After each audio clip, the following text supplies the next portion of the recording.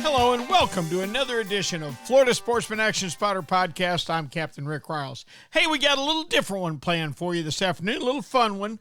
It's March, and that means it's springtime in Florida. All the way up in North Florida, it still gets a little cool, but for the most part, spring is in full bloom. And you know what that means to most of Florida? Think about it. There is actually more fresh water in Florida than there is salt water. There are so many places to fish, so many lakes, so many streams, and so many tournaments. Lots of guys have talked about, thought about, dreamed about getting involved in bass fishing tournaments. So I reached out to my buddy Matt Field, who is a lifelong bass tournament fisherman. I want to know what that's really all about and just what it's like to fish bass tournaments in the springtime where the fish are traditionally big. But don't worry, we're going to make our trip down the East Coast, up the West Coast, and out the Panhandle. The Florida Sportsman Action Spotter Podcast is brought to you this week and every week by Yamaha. Reliability starts here. By Shimano, bringing people and nature together. By Tournament Master Chum. Oh, it's the best chum on earth, all right. By Nosara Paradise Rentals, your dream vacation. By D.O.A. Lures, the unfair advantage. By Young Boats. You want the finest in flats, bay, and offshore hybrids? You need to check out youngboats.com. By the Castaway Hat Company. That's the hat that's helping save our seas. And by Academy Sports and Outdoors. Right stuff, low price, every day. Well, we're going to take a little side trip today. Golly, you know, springtime has always meant one thing to me when it first starts, and that's bass fishing. And I know there's an awful lot of guys listening that are just like me. That was their first love. Oh my gosh, when my dad was taking us to soak a shiner the next morning when I was a kid, forget sleeping. And what always stood out was how beautiful it was. And if you go back in the heat of the summer, it may not be as entertaining, but man, this time of year, I want to know everything I can about bass fishing. That's why I called my longtime friend, tournament fisherman, and all-around great guy, Matt Field. Matt, are you with us? I'm right here, Rick. How are you doing today? Cap, I'm doing wonderful. I'm absolutely doing wonderful. I kind of wish I was up 6 Mile Creek throwing little gold rapala at the bank. I used to love to do that, Matt. Yeah, I remember I have visions, or remember when I was a young kid, and what really got me into fishing to start when I was 4, 5, 6 years old was actually just watching that float bounce up and down. Yep. And all of a sudden it would just disappear, and you didn't know what was on the other end. But as a little kid, you were just tickled pink because you just saw that cork disappear. That's how it starts for so many of us, Matt. There's no doubt at all. Now, did you start out bass fishing right from the get-go, freshwater fishing? No, it's like I said, honestly, my grandmother took me fishing. She has pictures of me in diapers in a baby seat on the bank. And I was just thrilled from the start. And I think really you're either born with it or you're not, because if you really love fishing, I think it's something that's inside you. You don't choose fishing. Fishing chooses you. And you're addicted to it from the get-go if you're truly in love with fishing. Boy, you said it. You said it that's perfectly said, Matt. I'll never forget, for me, it's offshore fishing for the most part, and I was less than a mile in the ocean going out on my first trip when I thought, yeah, this is it. I'll be here for the rest of my life. And it's 60 years later, and I'm not going again until tomorrow morning. So, but I'm captivated by bass fishing this time of year because, and so many people get into it, the beauty of what the lakes look like. And there's just something special. The temperature's perfect. The birds are singing. As much as I love the ocean, golly, freshwater lakes and streams are pretty this time of year. They are. They're everything's coming to life. You know you're in the spring when you wake up in the morning. There's that crisp. The air is probably in the in the 40s, and you're just thrilled to be out there because, everything's coming to life. And there's a little mist coming up off the water, and you're just looking forward to starting the day. Yeah, I'm with you, man. I think it's instinctual. I know that I'm never consciously aware of thinking I want to go fishing in the springtime, but I just do it. I mean, I know it. I couldn't stop it if I tried to. Man, talk to me a little bit about tactics this time of year. I said I love bass fishing. I'm lousy at it. Give me some tactics. What are the fish, the bass, and specifically, what are they doing this time of year? Well, first of all, the fish actually start to spawn a lot earlier than people think. For instance, down in Okeechobee, they start in October. Really? They'll start very early, and it's not so much the warm weather that triggers the fish down there. It's actually a cold front. They've got to get that temperature to drop, and that water drops, and then you just get that little warm front after that cold drop. It pushes the fish to the bank. Now, Okeechobee, they're South Florida. You get back up towards Kissimmee and up here, it's more traditional. The end of December, the first full moon, the water temperature is in the mid to upper 50s. And then the full moon comes around the 1st of January. The water will go from, say, 52 to 58.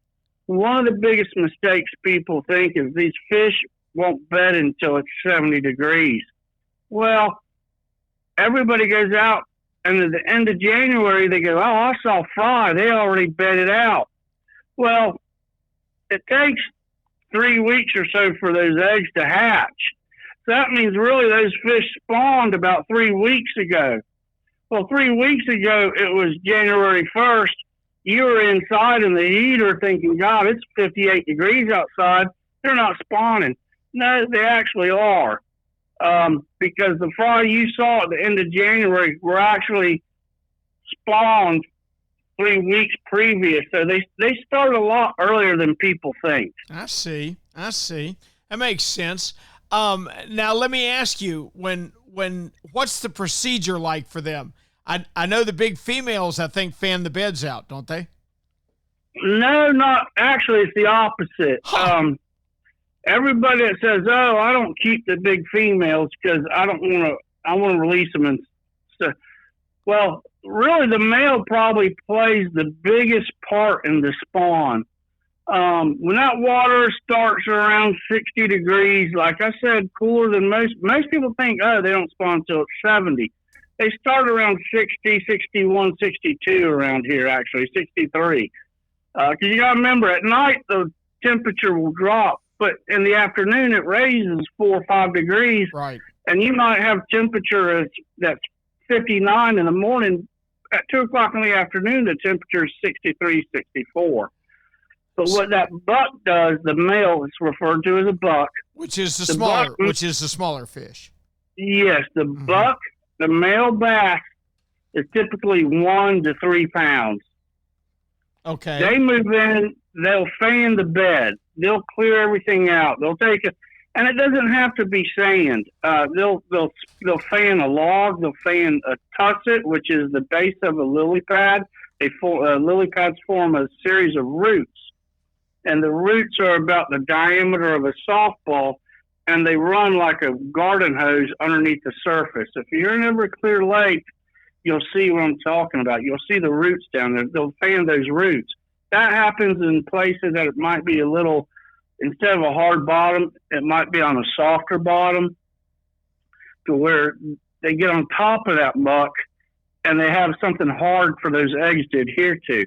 But that buck gets down there and he'll fan it, and when the time is right, which is typically around the full moon or the new moon, about 3-4 days either side, the female will come in, she'll lay the eggs.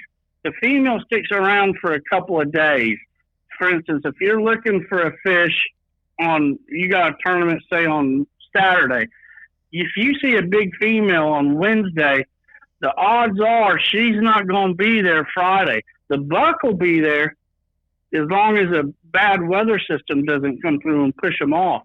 But that female sticks around, she lays her eggs, and then she leaves. The buck will stay there and watch those eggs for about a month.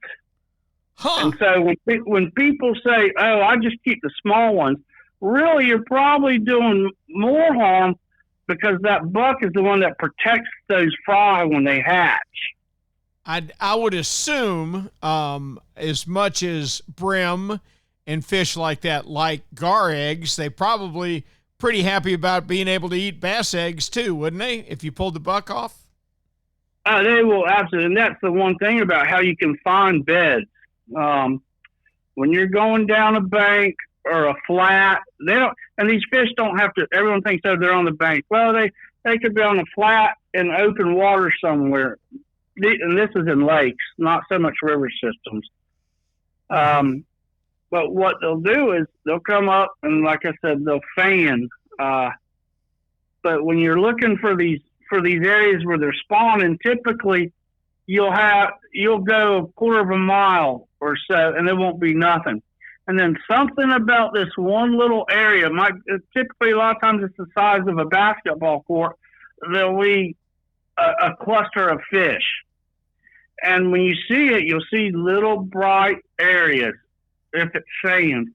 And they're about the size of a large plate, or if it's a big fish, it could be larger. But you'll see, you're talking about the shiners and the bluegills eating the eggs. You'll see a lot of activity in these areas. You'll see the smaller bait fish swimming around waiting because they're sitting out there looking and saying, hey, if something's going to happen here, I got a chance to eat. Well, that buck is there to keep them at bay.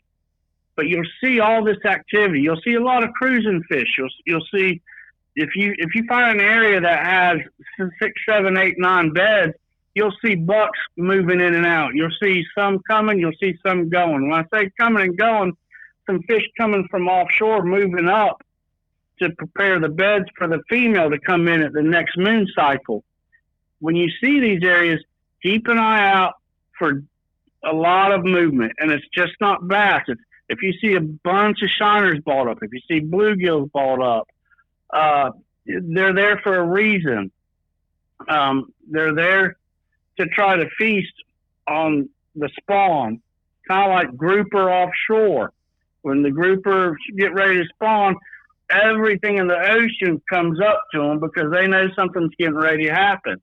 And it's the same thing. And that's why it's so important to keep the buck there, because they are the guardian. What do you generally prefer depth wise? Where will you? And I know it depends on the cloudiness of the water, but generally speaking, will the bass try and spawn in relatively shallow water?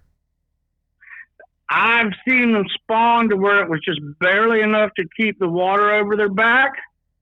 I've seen them spawn up to 10 and Kingsley. 10, 12, 15 feet. It depends on the clarity. A lot depends on the vegetation. It all depends. Typically, though, your average fish is going to bed anywhere between 2 to 6 foot because you have to have the light penetration to incubate the eggs, keep them warm, things like that for the sun to help get everything going. Okay. All right, let's move on from bedding. I think we got the basics on that. Take me fishing, Matt. Let's say we've found a creek. It's got a real pretty bank, fallen timber, a few lily pads around and all that. This time of year, what do I want to start throwing? Well, you want to cover water. I try to get a reaction bait. You need to get a bite for the fish to tell you what they're doing. Because a lot of times you can't see these fish when they're spawning. So also like a devil's horse or a topwater frog.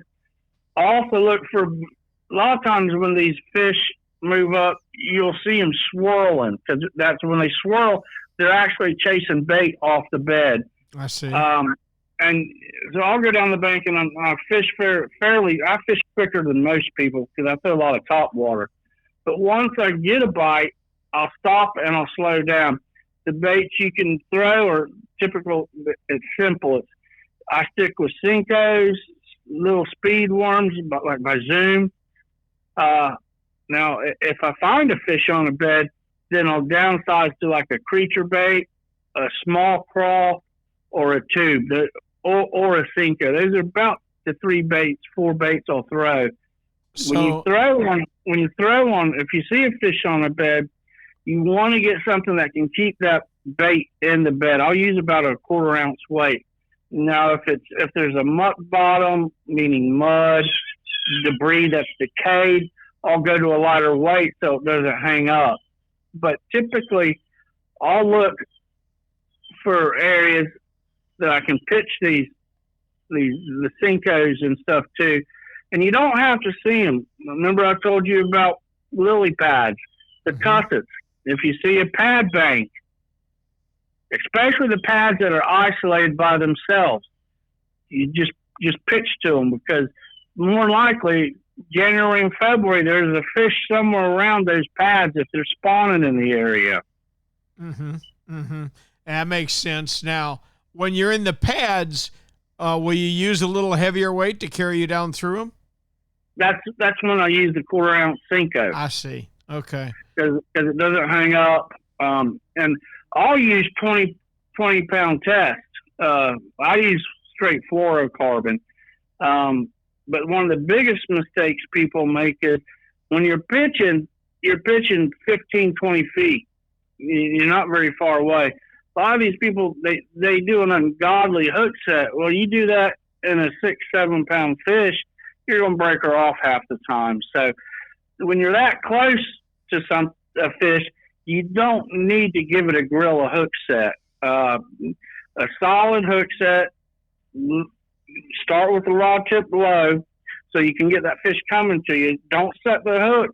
You get bit, and if you try to set the hook with the rod at a 45-degree angle to the sky, that fish is going to own you, because you're going to have to take that slack, pick it back down, and make up for it. But yeah, you just when you pitch to these isolated places, remember, you don't have to give them a gorilla hook set, because I see a lot of people break fish off making that mistake. Now, Matt, you got involved in tournaments a long time ago. When did you start?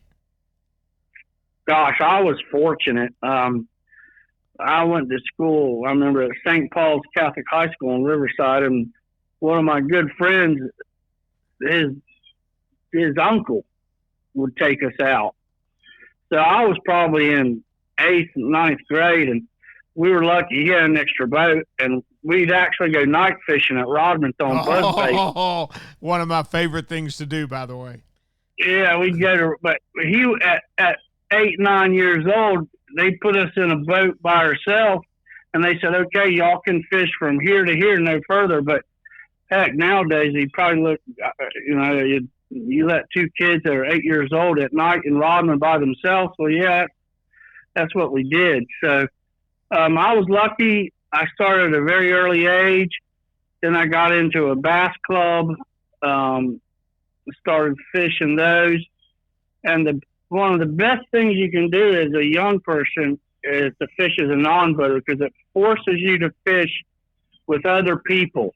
And you learn different tactics. You fish with me, you're going to throw a lot of top water. But you fish with someone else, you might throw a lot of crankbaits and Carolina rigs. And so it makes you a much more rounded person. And so when you get to, your 20s or so, you've experienced different ideas, and you have a much bigger toolbox to pull from. That makes perfect sense. Now, I have watched saltwater fishing clubs kind of struggle in the last few years. A lot of declining membership, a lot of people getting out of the club aspect of it. Are bass clubs still going strong? Yeah. There's so many people doing it nowadays. The price of fuel hasn't helped really, but people that are going fishing are going to go fishing anyways. It just limits to how far you travel, and how often you do it. But yeah, there's just so many people getting into the sport of low level tournament fishing that it keeps these clubs going. Now, I will say, the problem is you get so many different people doing it that the clubs wind up fracturing, and you get 7 people here, you get 15 people here. When I was growing up, it wasn't that popular, so you had the people that did it were more condensed into just one club. I see. Now everybody has their own idea how to run a club. Yeah, well, we should do it this way. We should, and it causes for some fracturing. If anything, that's hurt the club fishing more than anything. Now, let me ask you, because I know you've had the dream, because I think everybody who ever caught a bass has had the dream. Is it possible to start at the club level and work your way up to becoming a professional bass fisherman? That is where it begins. And it starts, like I said, at an early age. Someone that's maybe in grade school, they go with their uncle or their dad, and they get experience, and then they enter an open boat tournament, and then they get in a club tournament, and they start there. After that, when you get experience enough and you're comfortable going out on your own, you can start fishing like invitationals, and some bigger tournaments. But it starts at an early age. Yeah, but you got to remember these boats are brand new. I just put a hole in my gambler, and I was thinking about getting a new one. Well, when I called it, they're expensive. I got a quote for right at $100,000 for a new gambler. Mm-hmm. Well, not only do you have the price of a new boat, you have the truck that has to pull it. Well, a new truck is what, $60,000-$70,000? So you've got almost $200,000 just in a truck and a boat. So you have to have that initial backing of that availability of this equipment, because you're not going to go to Okeechobee for 10 days to fish a tournament on a boat that you bought. That's a project. So you have to have the financial backing as well, because you also got to remember you're not only fishing, but you have food. The hotel expense is roughly $120 a night. So you have 7 days. You've got $1,000 just in lodging. Yeah, but on the club level, I certainly feel like, and this is unlike offshore fishing to me because of the difference in conditions, but to me, you can get an aluminum boat with a 20 horse or a 30 horse, and you can still be a very effective bass fisherman, can't you? Oh, most certainly. It's just that's going to limit you on how far you can go, because you were interested in talking about a little bit about how you get to the next level. Well, there's a big jump between your little aluminum boat and fishing the larger events. Oh, I'm sure of that. Now, something that I've noticed in the last few years is the bass tournaments have become very involved with college teams. You and I have a good friend, Jake Sanders, who went to school on a bass fishing scholarship, which sounds like a dream come true to me. And even down in high schools, there's some pretty serious high school teams now, isn't there? No, it's very, very popular. They're starting at an early age. They're getting in high school. They're fishing some of these bigger reservoirs, and it's they go nationally. But yeah, and then they do well there, and then they get exposure to the colleges, Florida, Texas, LSU, a bunch of small schools also have it. And then you get exposure that route, and you do well in the college ranks, and then it opens up other doors down the road if you want to pursue it further. That is so cool. That is just so cool. Man, am I glad they didn't have bass fishing scholarships when I was in school, and that was all I had to do. I would never pass algebra. Matt, this has been a lot of fun, and Lord knows I appreciate it. Now, the bass fishing now, we're here at the end of February, is really, really good in North Florida and even in Central Florida, maybe not so much in South Florida. How long will it last? How long does bass fishing stay good now until the heat just takes it out? Be honest, I think it gets better because after we've had unusual warm weather. Mm-hmm. I think most of these fish will probably be done by March. We probably another full moon, and you'll have stragglers that'll spawn all the way up to June. Mother's Nature's way of ensuring that there's a successful spawn. But what will happen is these fish will wrap up spawning for the most part here in the next 2 to 4 weeks. But then when they come off the bed, they go to really gorging them. They eat, and they'll go to schooling. And then you can really wreck them. It is a ball. It's out there in the morning. What happens is there's something called a shad spawn. Mm-hmm. Shad spawn, it lasts for about an hour to 2 hours first thing in the morning. You look for the birds on the bank. Those shad will come up, they get on a piece of wood, and it's 8,000 of them. You'll just see the water just rippling. The surface comes to life. When you see the birds, when you see the rippling, the fish are not far behind, and it is an absolute blast. But it only lasts for a few hours in the morning, and then the shad retreat back to deep water. But so it actually gets better, in my opinion, because the fish get very, very aggressive. Mm-hmm. Mm-hmm. Matt, that makes a lot of sense, and Lord knows we appreciate it. I know once it gets hotter than it is now, I only want to be on the water for the first hour or two, or maybe even the last hour or two in the evening. But we can't thank you enough for bringing us up to speed, and I like your idea. Find the fish by working the bank with something you can fish fast, like a devil's horse, an El Chapo, something like that. Then when you know where the fish are, then you can work them with slower baits and stay in the area. Is if I got the picture right? Yeah, and when I say fast, I'm saying making multiple casts to the same piece of cut. You don't have to run down the bank 100 miles an hour.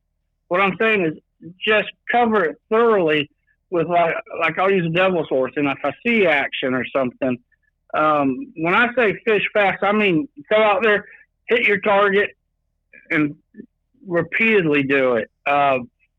So it's not necessarily put the trolling motor wide open, because you're going to miss a lot of fish if you do that. Mm-hmm. But just pay attention to what's going on around you. And when you get a bite, just look around and try and pick up a worm, then start moving around. It's kind of that comes with experience of knowing when and where and how fast to move. A lot of people make a mistake of going too fast, and you go right over them. And some of the best fishing can be right before the fronts come through when you get a southwest wind, and it's calm, but in a matter of 2 hours it goes from 5 out of the southwest to 20 out of the southwest. Yep. Well, the fish recognize that, and they're really that excites them. Yep, I understand. One thing about it, saltwater, freshwater.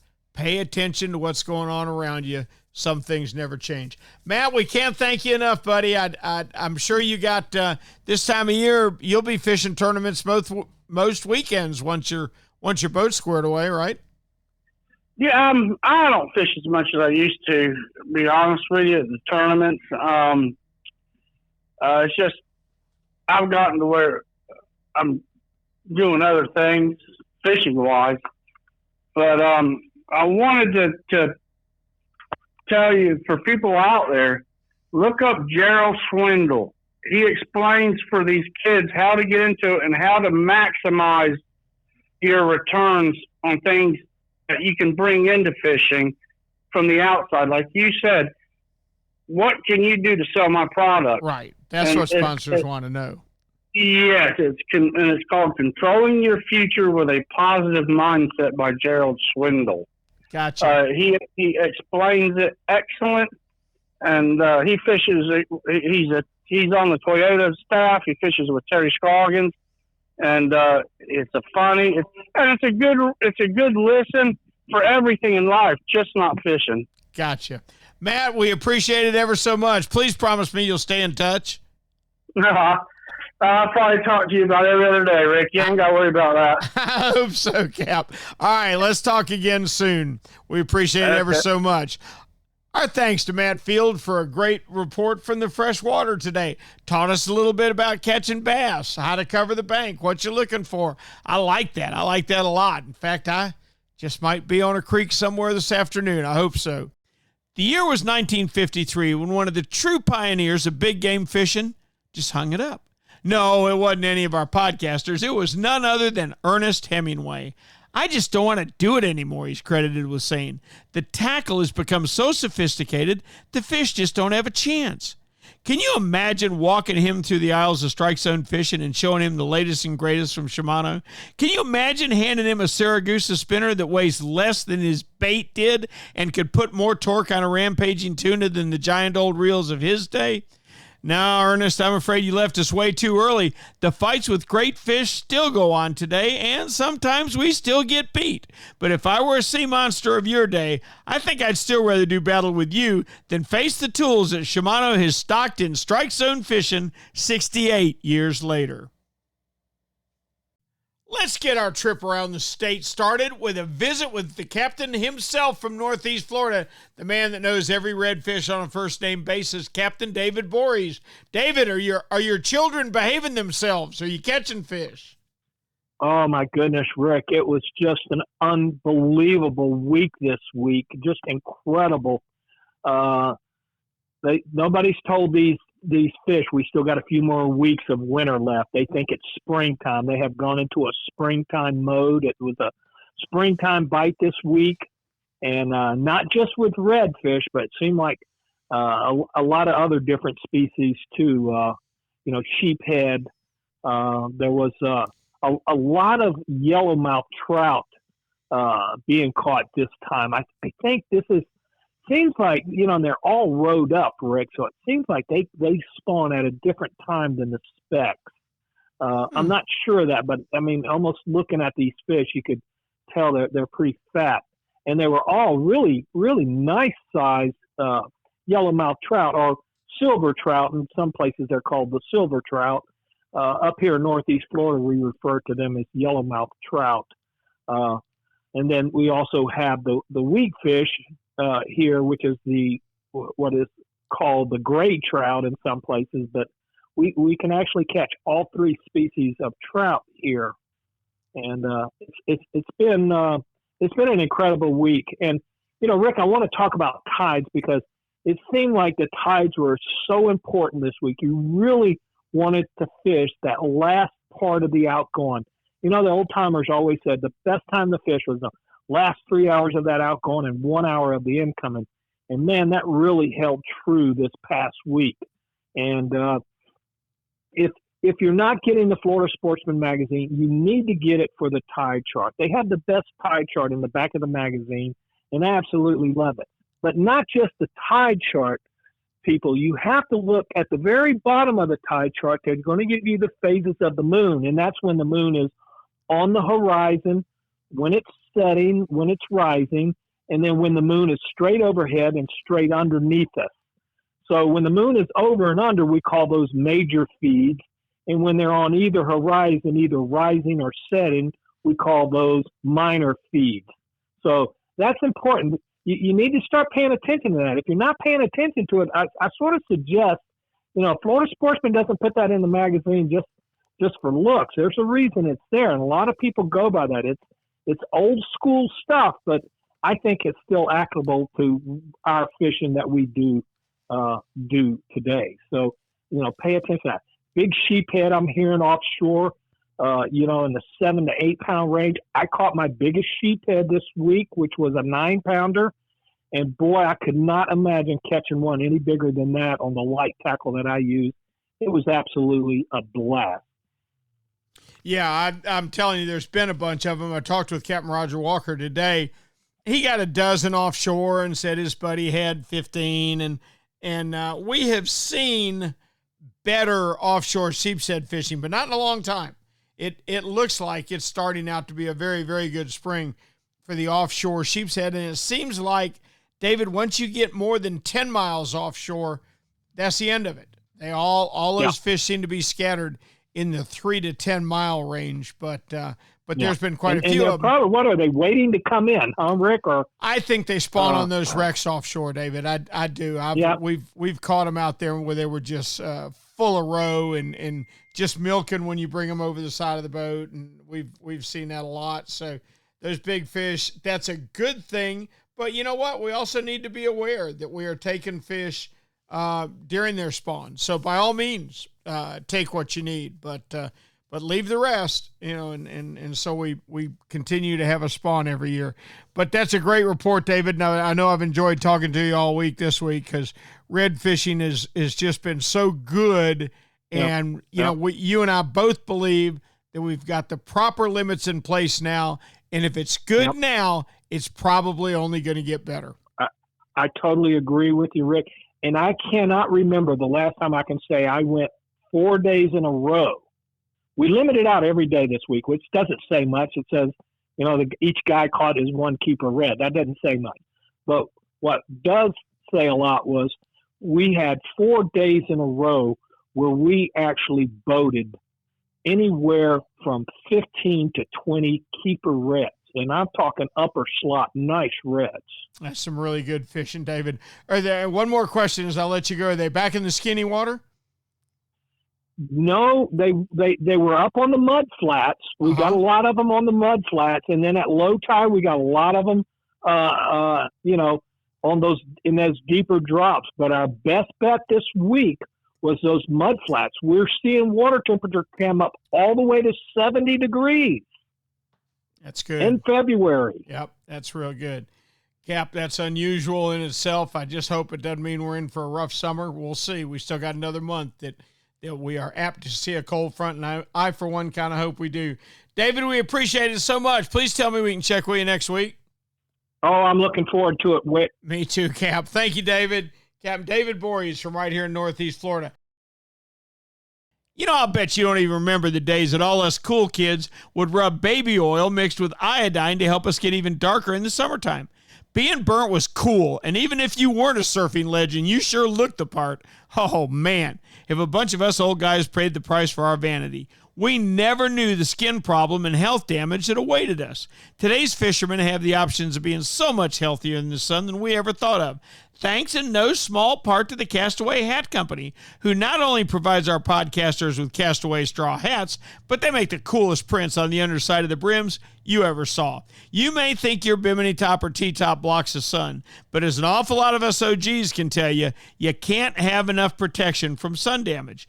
Do what we do. Put on the sunblock and put on your Castaway straw hat. You'll look the part of today's best anglers, and you'll even be helping the environment. That's because for each Castaway hat sold, the Castaway Company is going to pay to have 1 pound of trash removed from our waterways. The burning Florida sun won't be raced in your skin, and believe me, when you age a few years, you'll thank us old guys with a lifetime on the water. So go to CastawayHatCo.com and get your best sun protection today. The Castaway Hat Company. They've got a hat for every adventure. Now, let's head south a little ways. We're going to stop in Stuart, Florida, my favorite East Coast fishing village, and check in with Captain John Earhart. John, what's going on in Stuart? Glad to be here, Rick. We've had some really nice weather this week, which has made for some pleasurable offshore fishing. Not a lot of sailfish activity, but we have had some good mahi action, and that's been in 90 to about 150 feet of water. Finding that first weed line or that first little edge as you're heading out from the inlet typically seems to be the best spot to start fishing. And that's been anywhere from 90 to 150 over the past few days. Blackfin tuna, mahi, and we've been getting a lot of amberjacks mixed in too, believe it or not, while we're trolling. So, sometimes you trolling around and you get that monster on there and he starts diving down. Chances are he's going to be an amberjack or a cobia this week. John, I got to tell you, it seems funny to me, and this just occurred to me when you were talking about it. It seems funny to me that in the summertime, the sailfish are very cooperative on a slick call motion. In the wintertime, I don't find that to be the case. In the wintertime, give me 15 knots of northeast wind and a white cap and sea. Am I right about that, or is that my imagination? I agree with you completely. And I think the difference is in the summertime, and I'm not 100% positive this is the truth, but I find it to be true that in the summertime, they're much more active because the water's warmer. They're here to spawn, and they're so aggressively chasing these females around. When they do get a break, they see that first live bait, and it don't matter if you're 5 feet away from them. They're going to race right up to you and grab it when they get the opportunity, if your timing's right. Yeah, Does that make sense? Yeah, it makes perfect sense, and I think you're absolutely right. And it's funny to me in the summertime, boy, so often you will hook one, and then when you bring it to the boat, here's 5. It's one of my favorite things to do in the summertime. John, I almost feel like this mahi year has been a little better than last year. You agree? Yeah, it looks like it's shaping up to be a good spring mahi run. So I got my fingers crossed. I mean, we've had a lot of good sightings of all different types of fish. Believe it or not, today I was out fishing about 2 miles out of the St. Lucie Inlet, and one of my clients goes, "Hey, there's a shark behind the boat." And I look back about 25 feet behind my 20-foot chaos, and there's about a 12-foot great white shark swimming behind the boat, and he had 3 or 4 cobias swimming with him. And I was stunned to see both of those things. It's funny to me, John, and absolutely, if you've spent enough time on the water, you will eventually encounter a great white shark. And I will say this to anybody who thinks they've seen one. No, you haven't. They are unmistakable. And if you think you saw one, it was something else. When you see one, there ain't no doubt, is there, Cap? No, you 100% know instantly it's a great white shark. And he is in charge of the neighborhood. And the sooner you leave, the better for you. Cap, that's a great report. We appreciate it so much. Please tell me we can check with you next week. Yes, sir. I'll talk to you next week. All right, Captain John Earhart out of Stuart, Florida.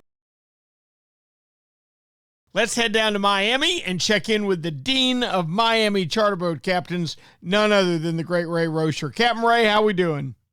We're doing great. Good. How are you? I'm doing fine. I'm talking to you. Tell me how your fishing's been this week. Not bad. We fished we've been fishing pretty steady actually, and a few sailfish almost every day. Today, one of our boats caught 2. I caught none. I did catch about a 20-pound bull dolphin. That was pretty neat. That's a good one. Yep. Yeah, but a few bottom fish. I had my biggest vermilion was about 15 inches today, which is a nice one. That's a fine one. Yeah, fought a big bull shark for a while. He greyhounded. That was pretty interesting. Cleared the water. Really? I've never seen that. I've seen what in the world? I've seen a million spinners and 500,000 black tips. I've never seen a bull shark jump. Yep. But, I tell you what, I did see greyhound one time was a Goliath grouper. That was impressive. Yep. I saw a Goliath greyhound and take a bonita in about 18, 20 feet of water. It was crazy. Wow. All right, so a handful of sailfish anyway, huh? Yeah, I mean, we caught 6 out of 8 in the 2-day tournament Friday, Saturday, and we're just struggling to get multiples. We had 1 double, and everything else was singles. And the guy that won had a 6-bagger and caught 5 out of it. It's just hard to beat that. Yeah, yep. Incidentally, he's very good. If he had a 5 out of 6 at one time, he's very good. Oh yeah. No doubt. That's beyond my capabilities right there. There's no doubt. But bottom fishing's holding up. You need a cold front bad to send you some sailfish, don't you? I guess. I don't know. They're catching them like crazy down in the Keys last week. There was a boat that caught 40 and another boat caught 21. So, I mean, big numbers in Marathon, 4, 5, 6 days ago. And the guys on the main attraction, Marty, caught a bluefin tuna, over 600 pounds, I'd say. How about that? They're coming through. They're going into the Gulf now in March. Mm-hmm. So that's become a little bit of a fishery the last few years in March on a northeast wind or down there on an east wind. Those fish get those seas behind them and they tail.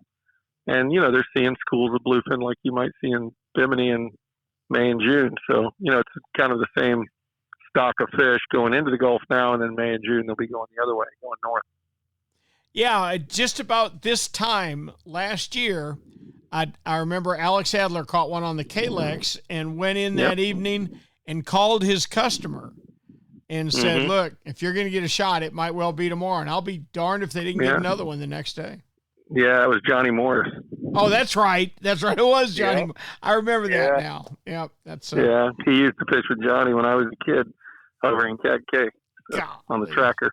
That's the right guy to have for a customer. No doubt. No doubt. Yeah, he probably had his pilot up there looking. Yeah, that would help too. I hadn't thought about that.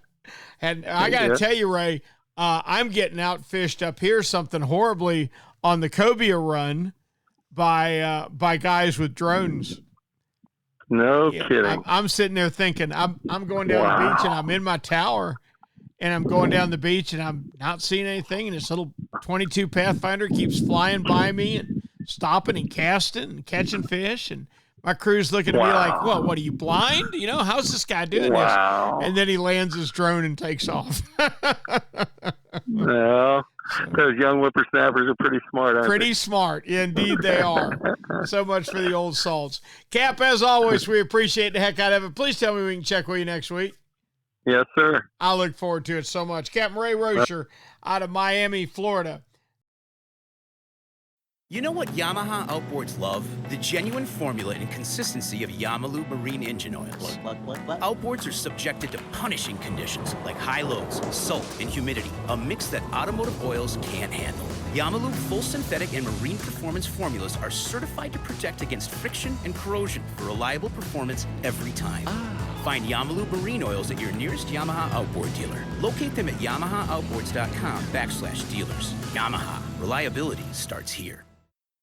Hey, Raj, being consistent is a mark of a quality product. If you've been Florida's #1 chum for over 10 years, there's got to be a reason. For 10 years, Tournament Master Chum has lived up to its name. That's why more tournament pros insist on Tournament Master than any other chum. It's the only chum with Menhaden milk mixed right in. That means it gets the scent out faster and deeper than any other brand of chum. It comes in a grind size for every species from kingfish to catching bait. Your fishing time is way too precious to you second-rate chum. Bring the action to you by insisting on Tournament Master Chum. It's worth every penny.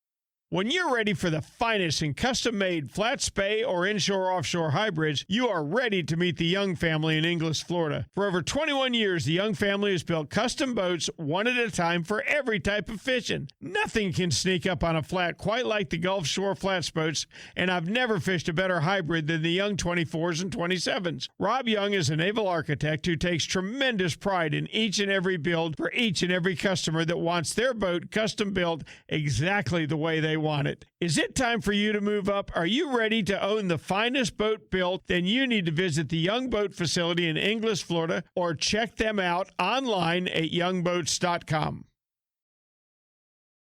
Our thanks to Ray Rocher for a great Miami report. Now, we're going to hop across the state over to 10,000 Islands and check in with the master himself of that fishery. That's none other than Captain Steve Dahl. Steve, how we doing, buddy?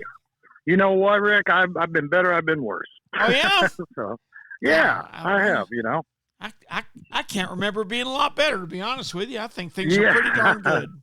Yeah, they are. They are. The only thing holding us back right now is that we got some red tide effects. Oh, no.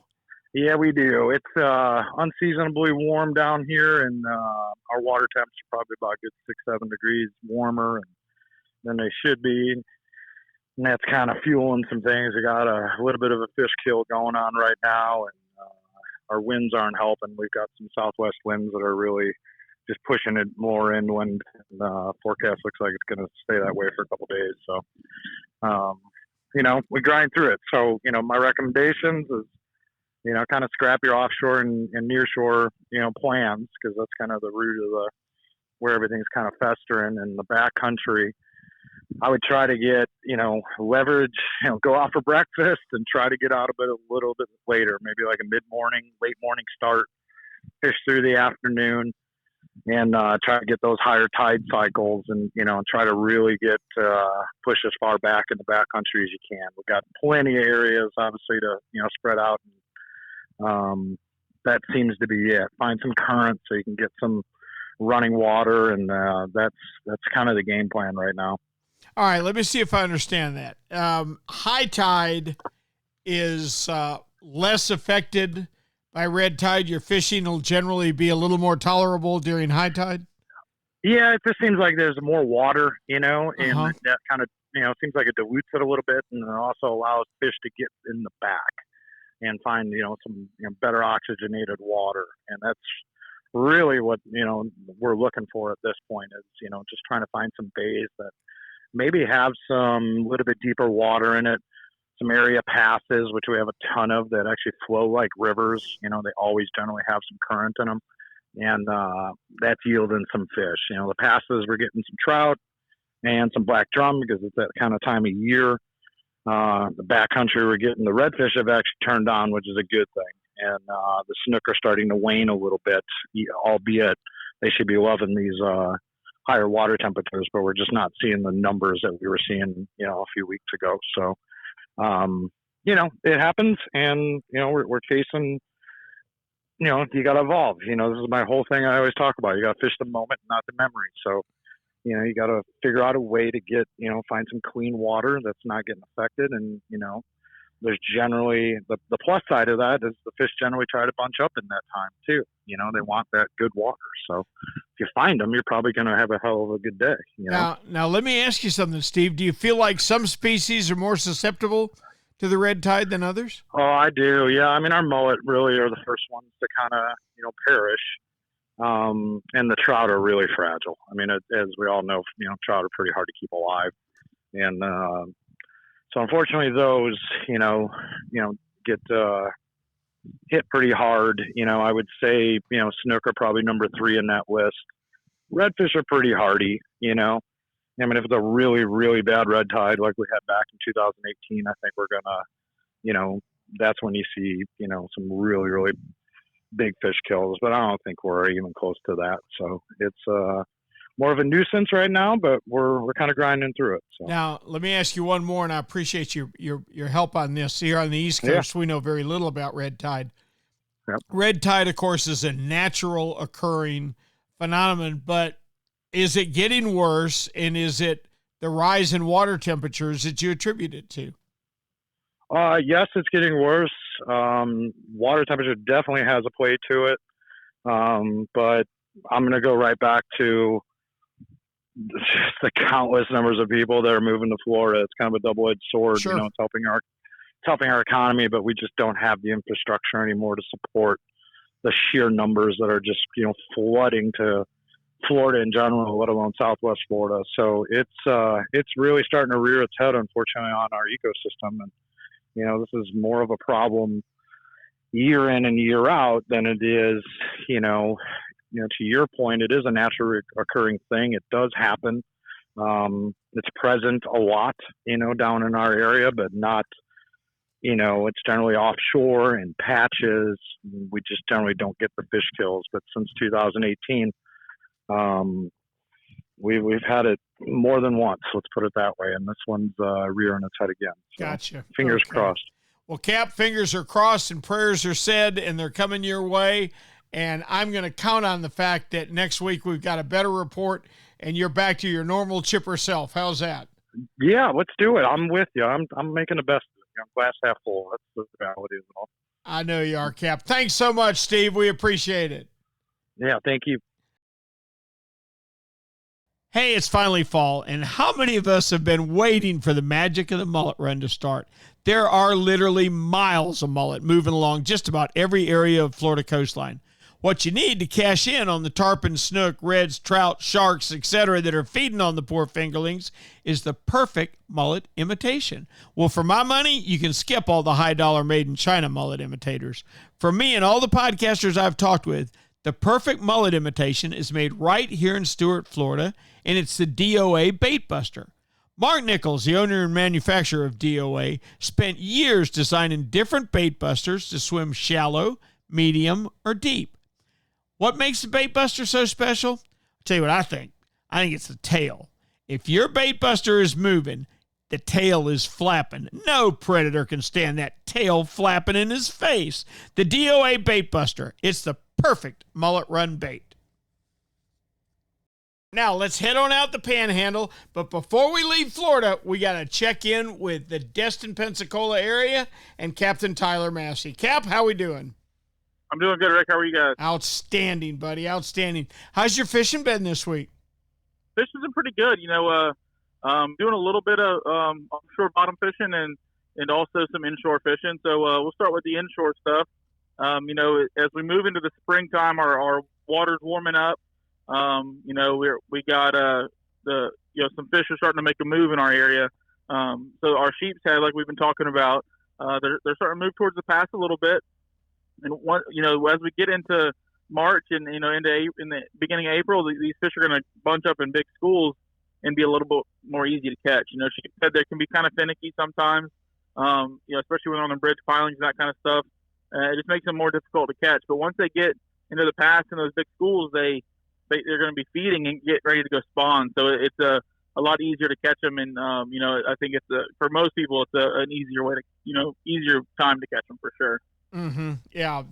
Certainly the next 2 months, March and April, are the months for them.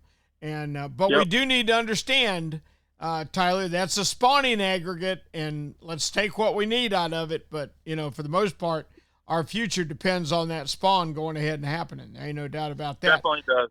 It for sure does. What have you seen from offshore? So offshore, starting March 1, we'll have triggerfish be open. We talk about triggerfish a lot, and it's an excellent fish to eat and a pretty easy fish to catch for us. Any of the wrecks offshore, big wrecks, small wrecks, have potential to have triggerfish. I feel like the bigger triggerfish are on a little bit smaller structures. They like concrete, they like steel structures, and they also like live bottom. So, we have a lot of public wrecks in our area that hold triggerfish. The limit on those triggerfish is 1 per person at 15 inches, which we've talked about. May need some change. Maybe one day we'll get that. But, it's an excellent fish to eat, a fun fish to catch. And it's pretty productive to go fishing for them. Over here on this coast, I don't pretend to know your triggerfish fishing, but over here we've got very liberal limits. We've got 10 per person, and they are my favorite. And in fact, I'm not sure I remember what one tastes like because I haven't had one since, I don't know, lunch. That's when I had my last one, lunch about 1 o'clock this afternoon. Tyler, for us over here, it's been the smallest strong circle hook that you can use. We've got to use circle hooks and a tiny piece of cuttlefish, and we reel it up off of the bottom. We don't like fishing right on the bottom where the grunts and beeliners are. The triggerfish seem to be on top of it. Now, do you find that to be true out there? Yeah, definitely. So, they will, you can find triggerfish in almost the whole water column. Some wrecks, they'll come right to the surface and, eat underneath your boat. But, the bigger fish, the fish that are keepers for us, we usually just drop it about halfway down, and that's where we start out. Like you said, small circle hook. I use a Mustad Demon 3X strong, 2-aught or 3-aught circle hook, and it's a 2-aught, 3-aught sounds big, but in that Mustad Demon, it's a pretty small hook. We use, like you said, squid or cut Boston mackerel, and anything that's going to stay on the hook because they're expert bait stealers. Oh, yes, they are. And if you look at their mouth, it's easy to see why. So many people look at the size of a fish and they think they need a certain size hook for it. You might know what size hook you need for any fish. Look at his mouth. I laugh. I walk out on our pier here in Jack's Beach and there's people fishing for whiting with whole shrimp. Well, how on earth would a whitey never get a whole shrimp into his mouth, at one time? So a little tip for you, look at his mouth. And if you look at a triggerfish's mouth, you know why you need a small bait and a small hook. Cap, we appreciate the heck out of it. I'm glad to hear you guys only get 1 triggerfish per person because hopefully the rest of them will come swimming around over to the East Coast where I can catch them. They got a while to get there, but maybe they'll end up there. Tell them to come ahead. Hey, let me ask you one more quick one before you go. Do you guys ever experience red tide over there? Oh, we very rarely. I don't. Maybe since I've been guiding about 12 or 13 years, I only remember one event of red tide, It's usually here in late summer, early fall. But we haven't been impacted like a lot of the other areas in the state. You know, I know it can be devastating in the Tampa area, you know, north and south of there. You know, I don't know if our water cools down too fast for it to really mess with us, but I say we're pretty lucky and we don't have to deal with it too much up here. Yeah, 10,000 Islands is getting it hard right now. That's why I ask you. But I keep hoping and I'll keep praying that you don't get it, because it sure does hurt those boys down there. All right, please tell me we can check with you next week, Tyler, and I want to thank you for today's report. I'll be here, Rick. We'll see you. Okay, Cap. Our thanks to Tyler Massey for a great report. And you know what? That's a wrap. That's our trip around the state tonight. We kind of hopscotch. We went every other action spotter, so we had time with our Bass Pro, Matt Field. There's a lot of freshwater fishing, and I guess maybe I'm guilty of being the one responsible for that tonight, because I love freshwater fishing in March and April. Love everything blooming, love all the birds and all the animals hopping around. It's just fun, and the bass will swat surface lures. In fact, they'll eat a lot of things. They're very busy right now, as Matt said, and I hope you get to do some freshwater fishing. Get back to your roots and enjoy it. The Florida Sportsman Action Spotter podcast is brought to you this week and every week by Yamaha. Reliability starts here. By Shimano, bringing people and nature together. By Tournament Master Chum. Oh, it's the best chum on earth, all right. By Nosara Paradise Rentals, your dream vacation. By D.O.A. Lures, the unfair advantage. By Young Boats. You want the finest in flats, bay, and offshore hybrids? You need to check out youngboats.com. By the Castaway Hat Company. That's the hat that's helping save our seas. And by Academy Sports and Outdoors. Right stuff, low price, every day. As for me, until next week, I'm Captain Rick Riles for Florida Sportsman Magazine, and we will see you on the rip.